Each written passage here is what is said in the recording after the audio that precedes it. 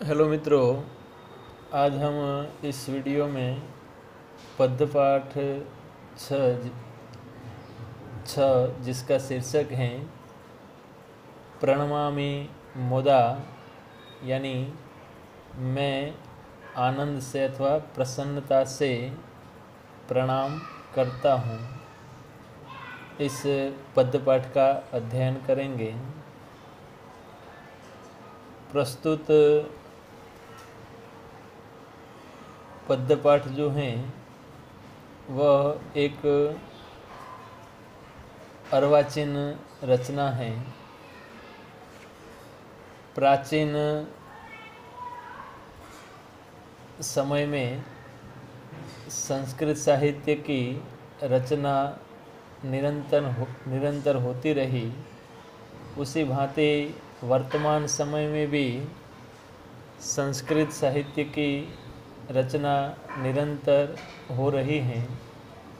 इस नवीन साहित्य में विषय, विधाएं एवं संकल्पनाएं नूतन हैं।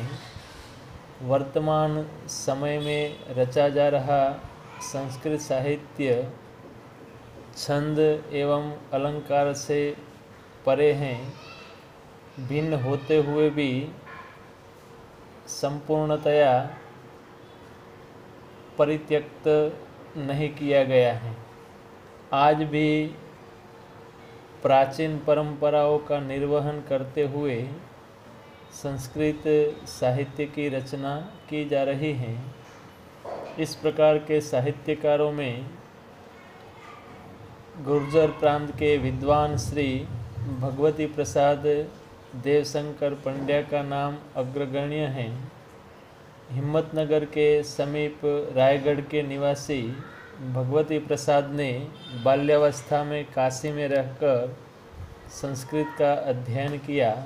उस समय काशी में होने वाली विद्या सभाओं में वे स्वरचित कविताओं को प्रस्तुत करते तथा विद्वानों के प्रतिभाजन बन जाते थे। उसके बाद अहमदाबाद में आकर आधुनिक पद्धति से अध्ययन किया तथा सालों पर्यंत संस्कृत का अध्यापन भी किया। सन 1986 में गुजरात विश्वविद्यालय के संस्कृत विभाग के अध्यक्ष के पद से सेवानिवृत्त हुए। भगवती प्रसाद पंड्या आशु कवि हैं। वे किसी भी प्रसंग पर या व्यक्ति पर संस्कृत भाषा में पद्य रचना कर सकते हैं। छंदोबद्ध रचना करने में पारंगत भगवती प्रसाद पंड्या ने स्वांत सुखाय अनेक स्तोत्रों की रचना की है, तो कई आधुनिक लय में गेय काव्यों की रचना भी की है। यहाँ देवी शारदा की वंदना हेतु उनके द्वारा रचित 6 पद्यों का चयन कर उद्धृत किया गया है। इन पद्यों में प्रथम 3 उपजाति एवं शेष 3 तोटक छंद में निबद्ध हैं। प्रथम पद में सुंदर चमत्कृति हैं। कुंभकर्ण ब्रह्मा की स्तुति करते हैं। उसका वर्णन इस पद के अंदर है। उसके बाद द्वितीय एवं तृतीय पद में सरस्वती के गुण कर्मों का वर्णन करके उन्होंने प्रणाम निवेदन किया है।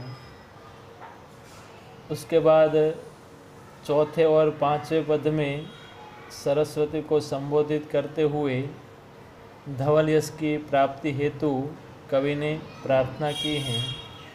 छठे व अंतिम पद में माँ सरस्वती को प्रणाम किया गया है। अब इसका पहला पद देखें। यदैव दैत्यः खलु कुंभकर्ण इंद्रासनं कामयते स जिह्व निंद्रासनं याचयते यम अम्बा ताम देवराज प्रणुताम स्मरामि। अब इसका अन्वय देखें। कुंभकर्ण दैत्यः खलु यदा एव इंद्रासनं कामयते स जिह्व यम अम्बा निंद्रासनं याचयते ताम देवराज प्रणोता स्मरामि। उसके थोड़े शब्दार्थ देखें। कामयते यानी कामना अथवा तो इच्छा करता है। अम्बा यानी माता अथवा जननी। याचयते यानी याचना के लिए प्रेरित करता है। अब अन्वय के हिसाब से इसका अनुवाद देखें। कुंभकर्ण दैत्य खलु यदा एव इंद्रासनं कामयते। जब दैत्य कुंभकर्ण इंद्रासन प्राप्त करने के लिए कामना करता है स जिह्व यम अम्बा निंद्रासनं याचयते, तब ही माता सरस्वती उसकी जीव को निंद्रासन की याचना के लिए प्रेरित करती हैं। ताम देवराज प्रणोताम स्मरामि। देवराज इंद्र के द्वारा जिसे वंदन किया गया है, मैं उसका यानी देवी सरस्वती का स्मरण करता हूँ। तो यहाँ इस प्रथम पद के अंदर कवि ने कुंभकर्ण के प्रसंग के द्वारा सुंदर चमत्कृति का सर्जन किया है कि कुंभकर्ण जो हैं उसको कोई एक बार इंद्रासन प्राप्त करने की इच्छा होती है और उसके लिए वह तप के जरिए ब्रह्मा को प्रसन्न करता है।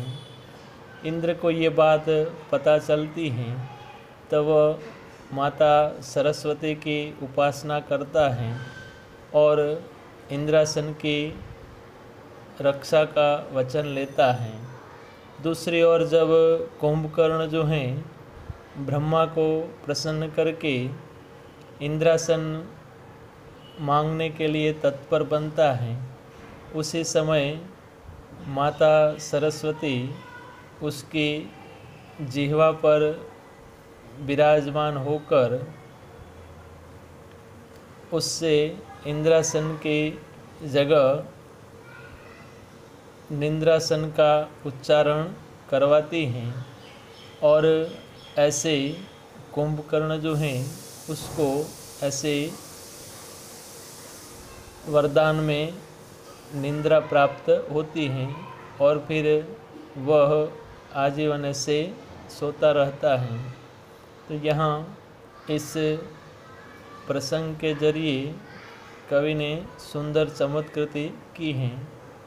दूसरी ओर इसका आशय ऐसा है कि देवराज इंद्र जैसा सामर्थ्यवान भी माता सरस्वती की उपासना करता है, तो हमारे जैसे साधारण मनुष्यों को भी माता सरस्वती की उपासना करनी चाहिए। और दूसरा एक बोध यह भी प्राप्त होता है कि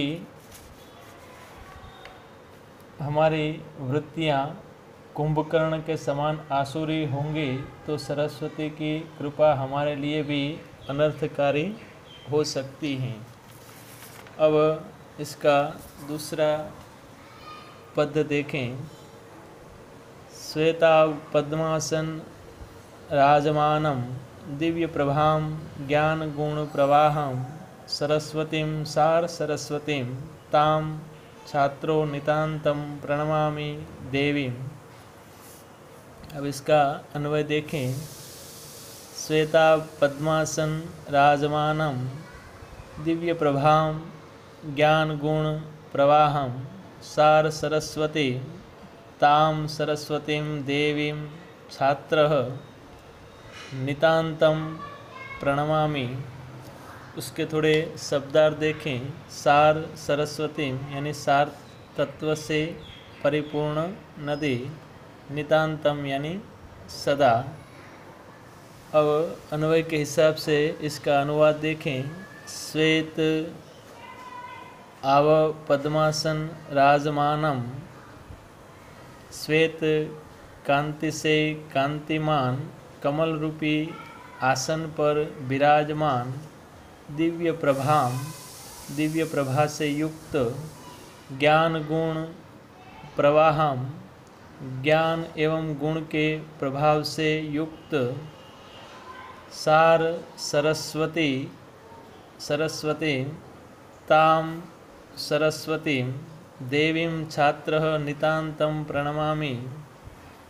सार तत्व नदी उन देवी सरस्वती को मैं छात्र सदा प्रणाम करता हूँ। तो यहाँ इस पद्य के अंदर माता सरस्वती के गुण कर्मों का वर्णन कवि ने किया है कि माता सरस्वती जो हैं श्वेत कांति से कांतिमान कमल रूपी आसन पर विराजमान हैं और दिव्य प्रभा से युक्त हैं एवं ज्ञान और गुण के प्रवाह से भी युक्त हैं। यहाँ इस पद्य के अंदर सार सरस्वती और सरस्वती में से 2 बार सरस्वती शब्द का प्रयोग करके कवि ने सुंदर यमक अलंकार का यहाँ प्रयोग किया है। यहाँ सार सरस्वती का एक मतलब होता है कि वेद उपनिषद आदि के ज्ञान तत्व से युक्त माता सरस्वती, और दूसरा सार तत्व यानी जल से परिपूर्ण नदी। तो यहाँ ऐसे इस एक ही शब्द के द्वारा कवि ने सुंदर ऐसे अलंकार का